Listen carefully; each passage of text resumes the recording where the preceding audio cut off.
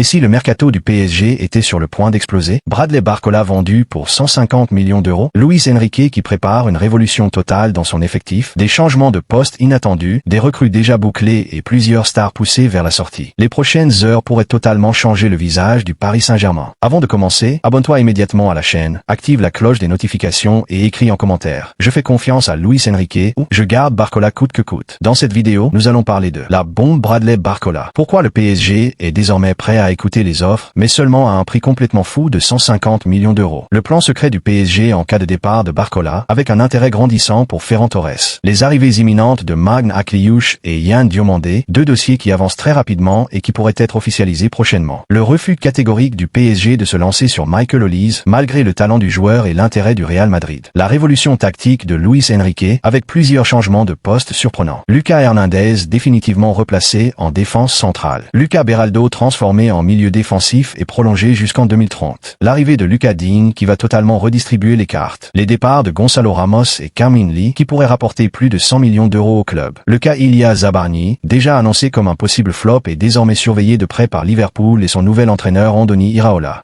Et enfin, nous analyserons la stratégie globale du PSG pour construire une équipe encore plus forte, capable de dominer l'Europe la saison prochaine. Restez jusqu'à la fin de cette vidéo, car une dernière information pourrait totalement changer l'avenir de Bradley Barcola et provoquer l'un des plus gros transferts de l'été. Bradley Barcola vendu? Le PSG fixe un prix historique de 150 millions d'euros. Le premier énorme dossier de ce mercato concerne Bradley Barcola. Après plusieurs mois d'incertitude, la situation de l'international français semble évoluer rapidement. Le Paris Saint-Germain n'a pas fermé la porte à un départ, mais le message envoyé aux clubs intéressés est très clair. Barcola ne quittera Paris qu'en échange d'une offre exceptionnelle. Selon les dernières informations, le PSG valorise désormais son ailier à 150 millions d'euros. Un montant colossal qui montre à quel point le club estime son potentiel. Cette somme a également un autre objectif, décourager les prétendants tout en gardant le contrôle des négociations. Cette décision intervient à un moment important. Les discussions autour d'une prolongation de contrat sont au point mort depuis plusieurs mois. Aucune avancée significative n'a été enregistrée, ce qui pousse désormais les dirigeants parisiens à envisager tous les scénarios avant la fin du mercato. Pendant ce temps, plusieurs grands clubs européens suivent le dossier avec une grande attention. Liverpool reste particulièrement intéressé et voit en Bradley Barcola un candidat idéal pour préparer l'après-Mohamed Salah. D'autres formations surveillent également la situation, conscientes que le joueur possède encore une énorme marge de progression. Le PSG, lui, ne veut pas être pris au dépourvu. Si une offre proche des 150 millions d'euros venait à arriver, le club aurait déjà commencé à préparer son plan de remplacement.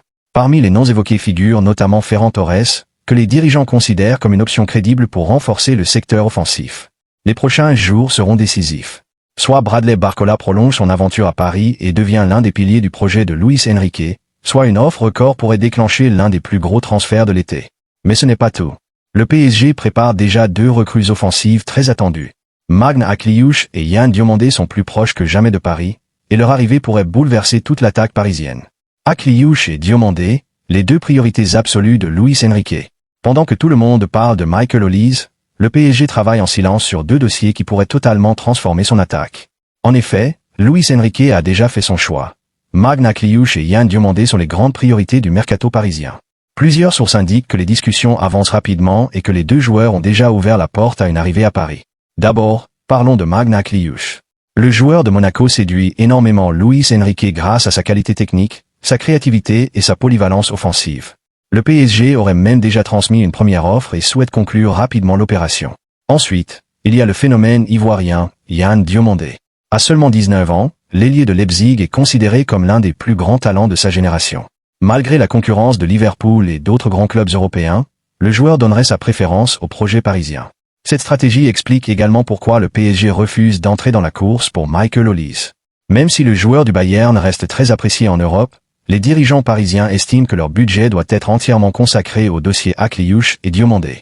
Avec les ventes annoncées de Gonzalo Ramos et de Carmine Lee, le PSG pourrait récupérer plus de 100 millions d'euros pour financer cette nouvelle révolution offensive.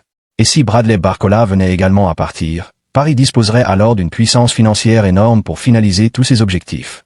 Luis Enrique prépare également une véritable révolution tactique avec plusieurs changements de poste totalement inattendus. Lucas Hernandez, Lucas Beraldo et même Lucas Digne vont bouleverser l'organisation du PSG. Passons maintenant à cette incroyable réorganisation de l'effectif parisien. Luis Enrique prépare une révolution tactique au PSG. Alors que tout le monde attend des recrues offensives, Luis Enrique travaille également sur une transformation complète de son effectif. Et plusieurs joueurs vont voir leur rôle totalement changer cette saison. La première grande nouveauté concerne Lucas Hernandez.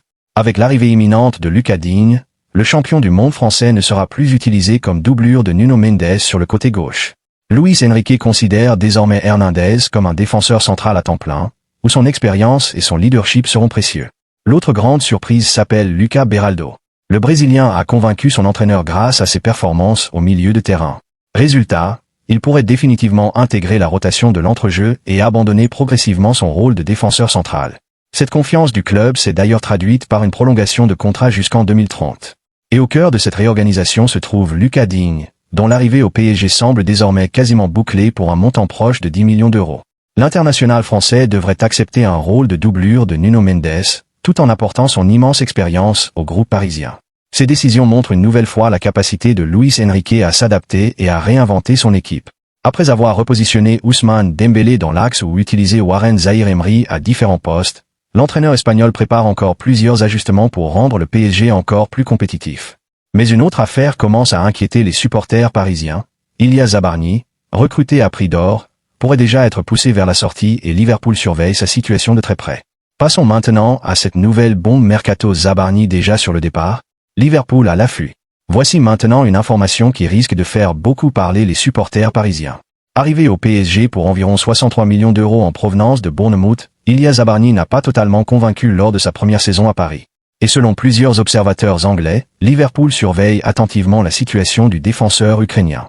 Le nouvel entraîneur des Reds, Andoni Iraola, connaît parfaitement Zabarnyi pour l'avoir dirigé à Bournemouth et apprécierait toujours énormément son profil. Pour le moment, le Paris Saint-Germain n'a pris aucune décision définitive concernant son défenseur. Luis Enrique continue de croire au potentiel du joueur, mais si une offre intéressante venait à arriver, les dirigeants pourraient étudier la situation. Du côté de Liverpool, l'idée est claire. Reproduire un scénario similaire à celui de Ryan Gravenberch, un joueur qui avait connu des difficultés avant de retrouver son meilleur niveau chez les Reds.